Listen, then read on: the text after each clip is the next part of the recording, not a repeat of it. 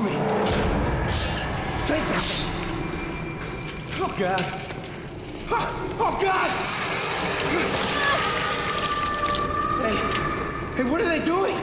The Silent Hill series has always kind of been the alternative to Resident Evil for fans of survival horror. Especially with a little more focus on action for Resident Evil recently, Silent Hill fans have even more reason to love the series. With that being said, the game I have today does have some design flaws that keep it from being a great experience. Even so, this game is scary enough to make you check over your shoulder every once in a while. This is Silent Hill Homecoming for the 360.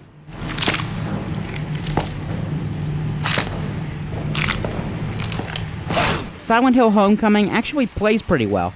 As this is a horror game, the combat is spread out to make an impact whenever it actually happens, and the dodging and attacking controls both feel really responsive and fluid. There's a bunch of contextual actions and button mash QTEs, but these don't really detract from the game that much.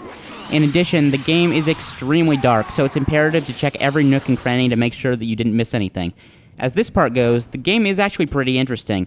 It gives you that sense of satisfaction from making sure everything is examined.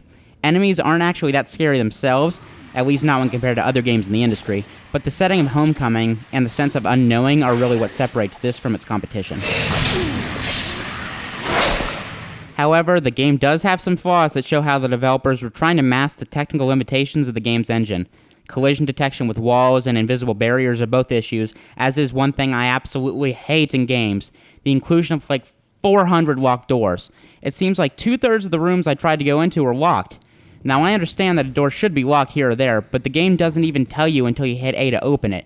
Can't it have text saying locked so I don't have to waste my time hitting A over and over and over again?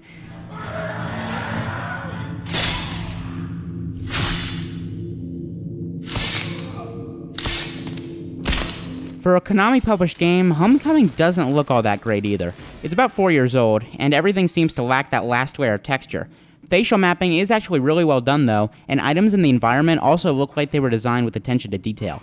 Voice acting is also solid, although not fantastic, but everyone gives a believable performance.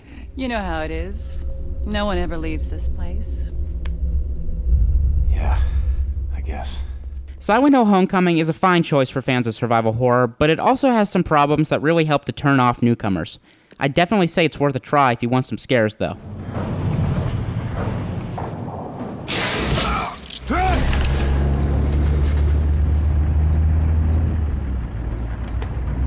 Bad dream?